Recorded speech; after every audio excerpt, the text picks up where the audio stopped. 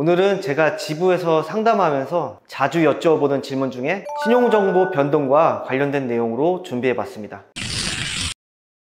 안녕하세요. 신용회복위원회 박정욱입니다. 오늘은 제가 지부에서 상담하면서 자주 여쭤보는 질문 중에 신용정보 변동과 관련된 내용으로 준비해봤습니다. 질문과 답변 형식으로 준비했으니 마지막까지 시청 부탁드리겠습니다. 신속 채무조정 혹은 사전 채무조정 신청 접수 및 진행 과정 중에 본인 신용정보에 대해 고객 문의가 빈번한 질문들인데요. 첫 번째입니다. 신속 혹은 사전 채무조정 접수 후 연체정보는 등록이 되나요? 정말 많이 듣는 질문입니다. 개인 신용점수가 더 이상 나빠지지 않기 위해 신속 채무조정 접수를 고려하시는 분들이 계신데요. 연체정보는 대출원금 또는 이자를 3개월 이상 연체한 경우 해당 금융회사가 한국신용정보원에 등록합니다. 3개월 이상 연체됐을 때 등록되는 연체정보 외에도 연체가 시작되었을 때 금융회사는 신용정보상에 단기 연체정보를 등록하여 연체 사실을 공유합니다. 신속 혹은 사전 채무조정 신청 시 등록되어 있던 단기 연체정보는 해제됩니다. 두 번째입니다. 신속 혹은 사전 채무조정 진행 중 제외된 담보대출, 부동산 또는 보증서 담보, 연체 시에 연체정보는 등록이 되나요? 신속 혹은 사전 채무조정에서 접수할 때 채무조정에서 제외된 대출건이 3개월 이상 연체되면 해당 금융회사에서 연체정보를 등록할 수 있습니다.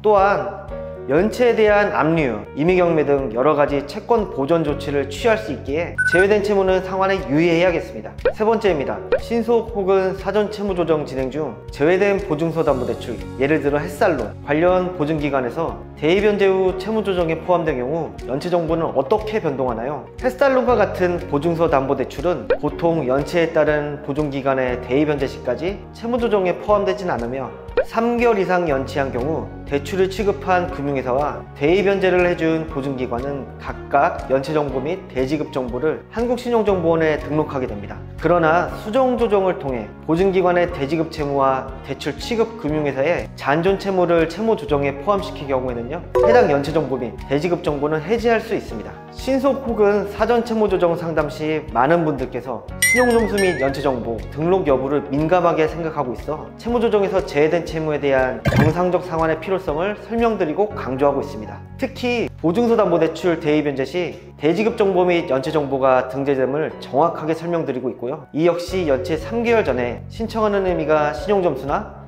신용관리 등 더 나빠지고 싶지 않은 이유 때문에 이런 결정을 하시는 분들이 많아 여러 번 강조하고 설명드리고 있습니다. 신속 혹은 사전 채무조정을 신청하였으나 반려, 기각 혹은 개인 채무조정 합의서 미체결의 경우 채권금융회사는 동 내용을 통지받은 시점부터 단기 연체정보 등록 및 연체정보를 등록할 수 있다는 점도 유의하셔야겠습니다. 오늘 영상을 정리해 보겠습니다. 신용점수 하락은 한순간이지만 올리는 건 오랜 시간과 노력이 필요합니다. 신용점수가 더 이상 나빠지는 걸 방지하고자 신속 채무조정으로 접수를 진행하여도 부동산 담보대출이나 햇살론 등 제외 채무에 대하여 채무 변제를 제대로 챙기지 못하신다면 신용상 불이익이 생길 수 있기 때문에 조심하셔야 한다는 점 꼭 강조드립니다. 빚으로 고민이라면 신용회복위원회와 상담하세요. 감사합니다.